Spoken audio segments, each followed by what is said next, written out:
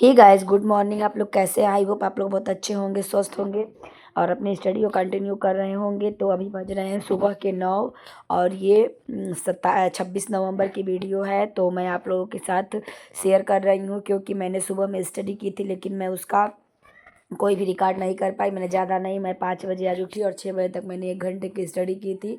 रात में मुझे लेट हो गया सोने में, इसलिए मैं नहीं उठ पाई।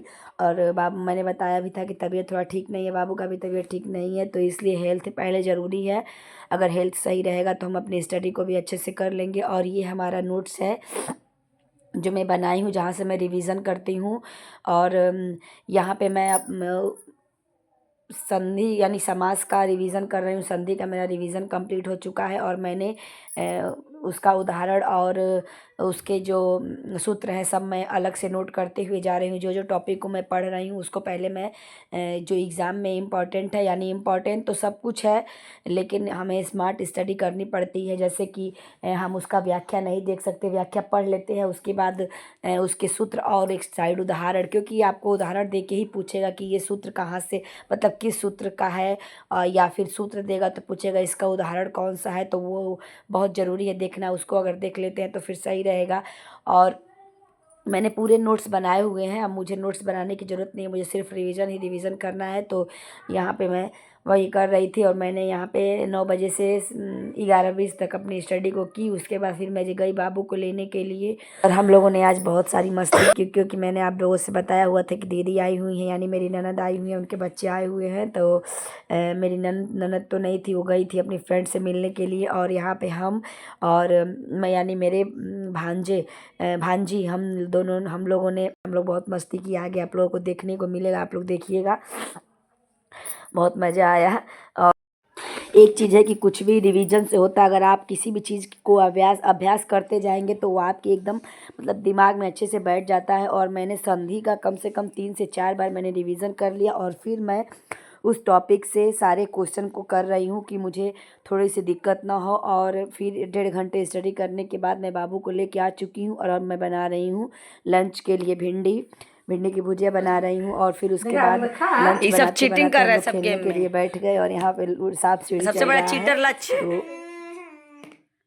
एक दो तीन चार पाँच छः ये हम चीटर नहीं है। चीटिंग मम्मा चीटिंग है। तुम्हारा कहाँ रहनी है? तुम्हारा चांस है। I am a cheater. यहाँ पे थे ना तुम, या फिर यहाँ पे थे? क्या ठीक है? अरे चलो आगे। क्या तो चलो ना आगे। देखा वो फूल नहीं अच्छा था, वो उड़ के गई पीला लेकर, देखो पीला रंग पता नहीं किसका होता है। येलो कलर में जीत गई। किसका होता है बताना ना ज्ञानी।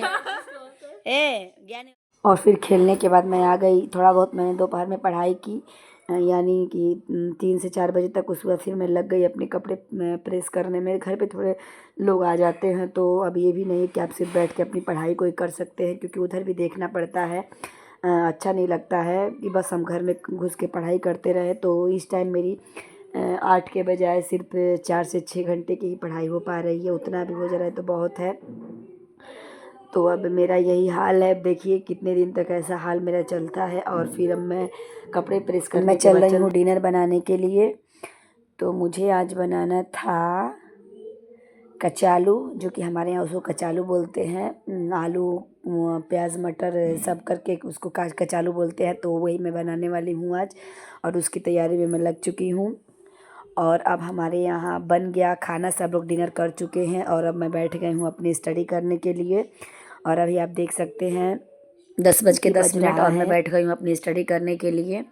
तो मैं अभी 11:30 बजे तक मैंने स्टडी करी थी और उसके बाद फिर स्टडी करने के बाद फिर मैं चली गई सोने के लिए, क्योंकि मैं सोची थी कि सुबह 3 बजे उठूँगी और फिर 3 बजे उठ के मैं स्टडी को करूँगी। तो फिर चलिए, वीडियो अगर अच्छी लगी है तो वीडियो को दिल से लाइक शेयर और सब्सक्राइब ज़रूर करिएगा और कमेंट भी करिएगा।